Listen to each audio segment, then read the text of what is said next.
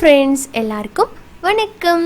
இன்றைக்கி நம்ம நிக்கிஸ் கிச்சனில் நம்மளோட ஆல் டைம் ஃபேவரட் புளியோதரை எப்படி பண்ணுறதுன்னு பார்க்கலாம். இப்போ நம்ம கோயிலுக்கு போகிறோம் அப்படின்னா ஃபஸ்ட்டு நம்மளோட மைண்டில் வர்றது என்னங்க, புளியோதரை தான்.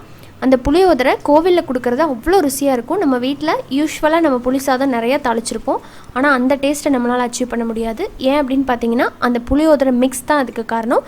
அந்த டேஸ்ட்டான புளியோதரை மிக்ஸை நல்ல வாசனையோடு எப்படி தயார் பண்ணுறது, நல்ல ருசியான கோவில் ஸ்டைல் புளியோதரை எப்படி நம்ம வீட்லேயே சூப்பராக ரெடி பண்ணலாம் அப்படிங்கிறதையும் இந்த வீடியோவில் நான் கவர் பண்ணியிருக்கிறேன். இந்த வீடியோ கண்டிப்பாக பிகினர்ஸ் அண்ட் பேச்சுலர்ஸ்க்கு ரொம்ப யூஸ்ஃபுல்லாக இருக்கும். ஸோ வீடியோவை கடைசி வரைக்கும் பாருங்கள். வீடியோக்குள்ளே போகிறதுக்கு முன்னாடி நம்ம சேனல் நிக்கிஸ் கிச்சனை இன்னும் சப்ஸ்கிரைப் பண்ணாத நண்பர்கள் ப்ளீஸ் சப்ஸ்கிரைப் பண்ணிக்கோங்க. சப்ஸ்கிரைப் பண்ணதுக்கப்புறமா வர்ற பெல் சிம்பிளையும் மறக்காமல் கிளிக் பண்ணிக்கோங்க. அப்போ தான் நான் தொடர்ந்து வீடியோஸ் போடும்போதெல்லாம் உங்களோட நோட்டிஃபிகேஷன்ஸில் வந்து நிற்கும், நீங்கள் மிஸ் பண்ணாமல் பார்க்கலாம். இப்போ வீடியோக்குள்ளே போயிடலாமா? புளி சாதம் பண்ணுறதுக்கு ஃபஸ்ட்டு நம்ம புளியோதரை பொடி தயார் பண்ணிக்கலாம். புளி சாதம் நம்ம நிறைய வெரைட்டியில் பண்ணலாம், ஆனால் இன்றைக்கி வந்து நம்ம கோவில் ஸ்டைலில், கோவிலில் கொடுப்பாங்க இல்லைங்களா, ரொம்ப வாசனையாக அந்த புளி சாதத்தை எப்படி பண்ணலாம் அப்படிங்கிறத பார்க்கலாம். அதுக்கு வந்து ஒரு ஃப்ரெஷ்ஷாக பொடி தயார் பண்ணிக்கலாம். அந்த பொடியில் தான் அந்த டேஸ்ட்டே இருக்குது. இப்போ ஒரு பேன் வச்சுருக்கிறேன். பேன் சூடானதும் 1 டீஸ்பூன் கடலைப்பருப்பு போட்டுக்கலாம். இது வந்து லைட்டாக வறுபடட்டும்.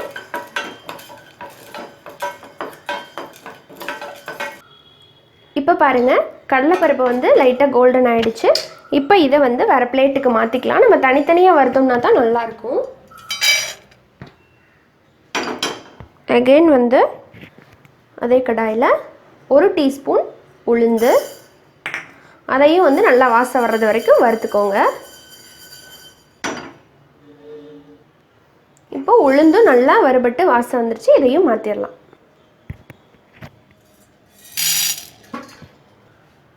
இப்போ எகெயின் மறுபடியும் பேனில் 1 டீஸ்பூன் மிளகு,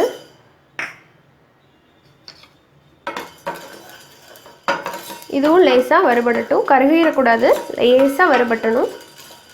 லைட்டாக பார்த்தீங்கன்னா பொரியிற மாதிரி இருக்கும், அது வரைக்கும் வறுத்தா போதும். மிளகும் வறுபட்டுருச்சு, இதையும் மாற்றிடலாம்.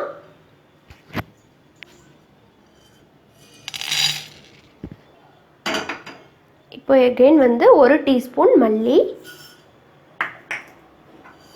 மல்லிக்கு பொதுவாக மல்லித்தூள் இருந்ததுன்னா கூட நீங்கள் 1 டீஸ்பூன் போட்டுக்கோங்க.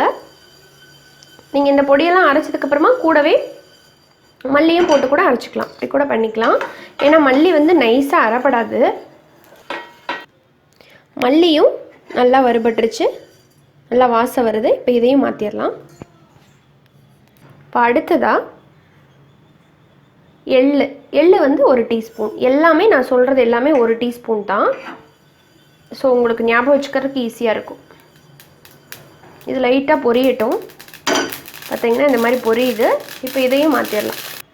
அடுத்ததாக 1/2 டீஸ்பூன் வெந்தயம் மட்டும் கொஞ்சம் கம்மியாக போட்டுக்கணும், ஏன்னா அது கசக்கும் இல்லைங்களா, அதனால் கொஞ்சம் கம்மியாகவே நம்ம சேர்த்துக்கலாம். ஸோ இது கண்டிப்பாக கருகிடக்கூடாது, கசந்து போயிடும் சாதமே. ஸோ பார்த்து கரெக்டாக வறுபட்டோன்னே எடுத்துருங்க. இப்போ இதோட ஒரு 3 காஞ்ச மிளகா போடுறேன். காரத்தை பொறுத்து நீங்கள் போட்டுக்கலாம். ஒரே நிமிஷம் சூடு பண்ணால் போதும். இது சூடு பண்ணியாச்சு. இப்போ இதையும் அதோடவே போட்டுடுறேன். ஸ்டவ் ஆஃப் பண்ணிவிட்டு இப்போ நம்ம எடுத்து வச்சோம் அதோடவே வந்து இதையும் போட்டுடலாம். போட்டுட்டு இது கொஞ்சம் நேரம் ஆறுனதுக்கப்புறமா நல்லா பொடிச்சுக்கோங்க. பொடி பண்ணிவிட்டு அதுக்கப்புறமா நம்ம புளி சாதம் பண்ண ஆரம்பிச்சிடலாம். இப்போ புளியோதரை பொடியை அரைச்சிட்டு அதை பார்த்திங்கன்னா இந்த மாதிரி 2 ஆஃபாக வந்து எடுத்துக்கோங்க. ஒரு ஆஃபை வந்து நம்ம இப்போ அந்த புளி மிக்ஸு செய்ய போகிறோம் இல்லைங்களா, அப்போ போட்டுக்க போகிறோம். மிச்ச பாதியை வந்து சாதம் போட்டு கிளறப்போ போடுவோம். ஸோ அதை வந்து 2ஆக பிரித்து எடுத்து வச்சுக்கோங்க.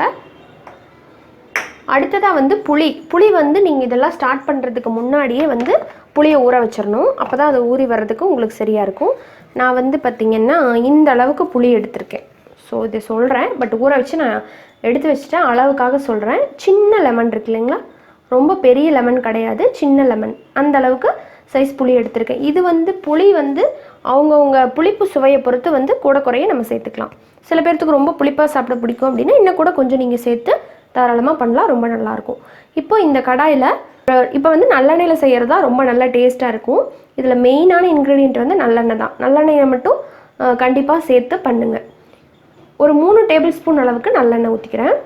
இந்த மிக்ஸ் வந்து இன்கேஸ் கொஞ்சம் அதிகமாக போச்சு, நம்ம ஸ்டோர் பண்ணி வைக்கிறோம் அப்படின்னு நினச்சிங்க அப்படின்னா எண்ணெய் வந்து இப்படி கொஞ்சம் அதிகமாக சேர்த்துக்கிட்டோம்னா தான் நமக்கு கெடாமல் ரொம்ப நாளைக்கு நல்லா வச்சுக்கலாம். அதனால தான் கொஞ்சம் எண்ணெய் வந்து அதிகமாக ஊற்றிக்கிறோம். ஒரு 3 டேபிள் ஸ்பூன் வந்து ஊற்றுங்க. எண்ணெய் சூடானதும் இதில் பார்த்தீங்கன்னா 1 டீஸ்பூன் கடுகு போடுறேன். பார்த்தீங்கன்னா எவ்வளோ நுரைச்சி வருது பார்த்தீங்களா? இது வந்து செக்கில் ஆட்டின நல்லெண்ணெய்ங்காட்டி நல்ல நுரை வரும். கடையில் வாங்குகிற நல்லெண்ணெய் விட இப்போ செக்கில் ஆட்டினது வந்து ரொம்ப உடம்புக்கு நல்லது. ஸோ உங்களுக்கும் அது மாதிரி கிடைக்குது அப்படின்னா நீங்கள் வாங்கி பயன்படுத்துங்க. கடுகு பொரியுது. இப்போ இதில் 1/2 டீஸ்பூன் உளுந்து, 1/2 டீஸ்பூன் கடலைப்பருப்பு ரெண்டையுமே போட்டுடலாம். இதுவும் லைட்டாக செவக்கட்டும். அடுத்ததாக இதோடவே வந்து கருவேப்பிலை போட்டுறேன்.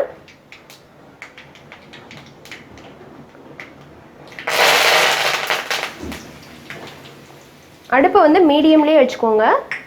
அடுத்ததாக பார்த்தீங்கன்னா நிலக்கடலை ஒரு 2 டேபிள் ஸ்பூன் அளவுக்கு ஆல்ரெடி நான் வறுத்த நிலக்கடலை யூஸ் பண்ணுறதுனால டைரெக்டாக போட்டுறேன். இன்கேஸ் உங்ககிட்ட வறுக்காமல் இருந்தது அப்படின்னா முதவே வந்து வறுத்துட்டு அந்த பொடியெல்லாம் இதெல்லாம் போட்டு வறுத்தோம் இல்லைங்களா, ட்ரை இன்க்ரீடியண்ட், அப்போவே வந்து வறுத்துருங்க.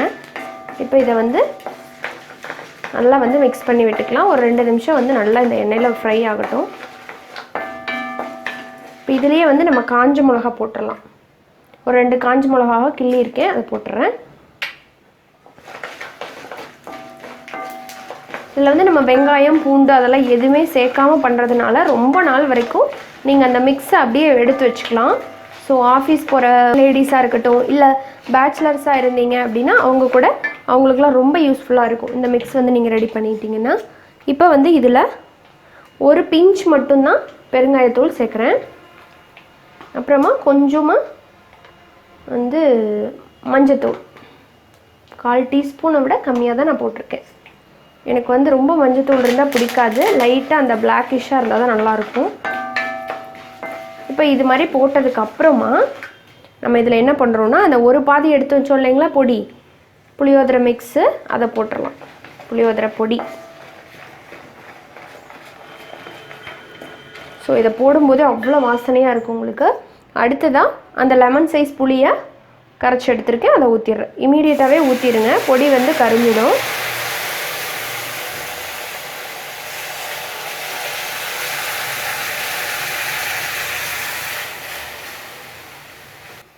புளி வந்து டார்க்கான புளியை யூஸ் பண்ணிங்க அப்படின்னா உங்களுக்கு நல்ல கலர் கிடைக்கும். இது பார்த்திங்கன்னா புது புளி, ஸோ அதனால் மைல்டான கலர் தான் இருக்குது. நீங்கள் அது மாதிரி கிடைச்சா வாங்கி யூஸ் பண்ணுங்கள், ரொம்ப நல்லாயிருக்கும். டேஸ்ட் வைஸும் பழைய புளி வந்து ரொம்ப நல்லாயிருக்கும்.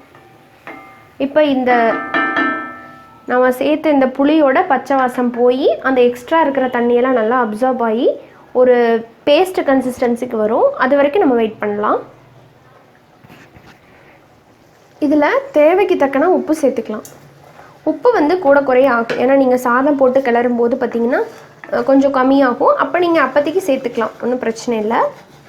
பட் நான் இப்போதைக்கு ஒரு அளவாக போட்டிருக்கேன், பார்க்கலாம்.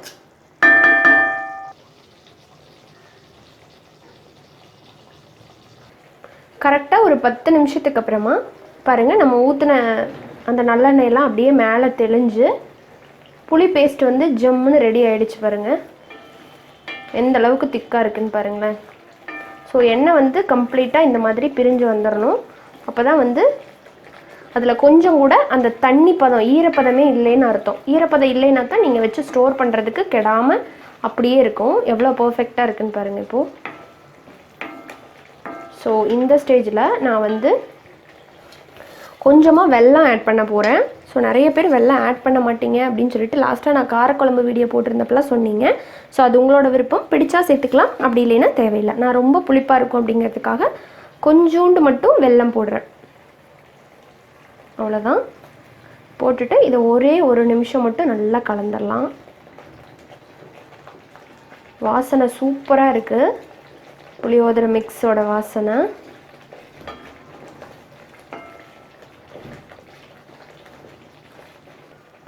ஸோ இந்த புளியோதரை மிக்ஸ் வந்து பார்த்திங்கன்னா கம்ப்ளீட்டாக ரெடி ஆகிடுச்சு.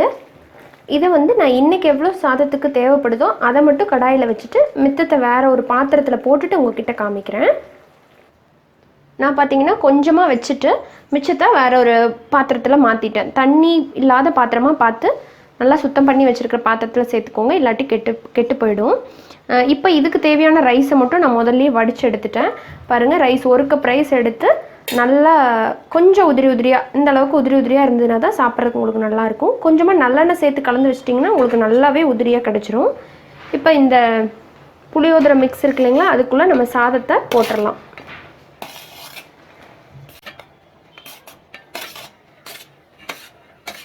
அவங்க புளிப்பு சுவைக்கு தகுந்த மாதிரி பேஸ்ட்டை வந்து கூட குறைய சேர்த்துக்கோங்க இல்லைங்களா. நல்லா கலந்துடலாம். கொஞ்சோண்டு போட்டாவே நமக்கு எவ்வளோ சாதத்துக்கு வந்து பிசையலாம்.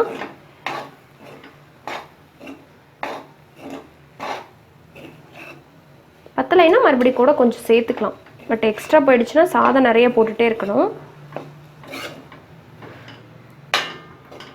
இப்போ சாதத்தை கலந்ததுக்கப்புறமா இதில் நம்ம மிச்சம் எடுத்து வச்சுருக்கீங்களா பொடி, அந்த பொடியை வந்து அப்படியே லைட்டாக தூவிடுங்க. தூவிட்டு மறுபடியும் கலந்துடலாம்.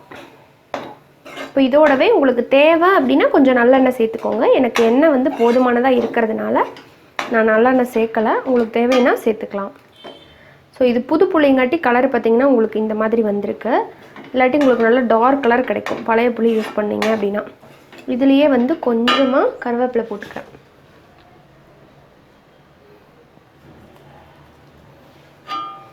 போட்டுட்டு அதையும் நல்லா கலந்து விட்டுடலாம். சாதம் வந்து தாளித்ததுக்கப்புறமா எனக்கு இன்னும் கொஞ்சம் புளிப்பு வந்து பத்தலை, அதனால நான் இன்னும் கொஞ்சம் புளி பேஸ்ட்டை ஆட் பண்ணிவிட்டு நல்லா கலந்து விட்டுட்டேன். ஸோ நல்லா டார்க் கலரும் வந்துருச்சு. அதே மாதிரி இவ்வளோதான் பேலன்ஸ் இருக்குது எனக்கு அந்த பேஸ்ட்டு. ஸோ ரொம்ப ரொம்ப டேஸ்டான இந்த கோவில் ஸ்டைல் புளியோதரை மிக்ஸையும் இந்த புளியோதரையும் கண்டிப்பாக நீங்கள் செஞ்சு பாருங்கள். அப்படியே பர்ஃபெக்டாக கோயிலில் சாப்பிட்ற மாதிரி ஐயங்கார் வீட்டு புளியோதரை மாதிரியே இருக்கும். ட்ரை பண்ணி பார்த்துட்டு உங்களோட ஃபீட்பேக் அண்ட் கமெண்ட்ஸை மறக்காமல் என் கூட ஷேர் பண்ணிக்கோங்க. இந்த வீடியோ பிடிச்சிருந்ததுன்னா லைக் பண்ணுங்கள். ஃப்ரெண்ட்ஸ் அண்ட் ரிலேட்டிவ்ஸ்க்கு நம்ம வீடியோவை ஷேர் பண்ணுங்கள். இன்னொரு இன்ட்ரெஸ்டான அண்ட் ஹெல்த்தியான ரெசிபியோடு உங்களை சீக்கிரமாக வந்து மீட் பண்ணுறேன். நன்றி, வணக்கம்.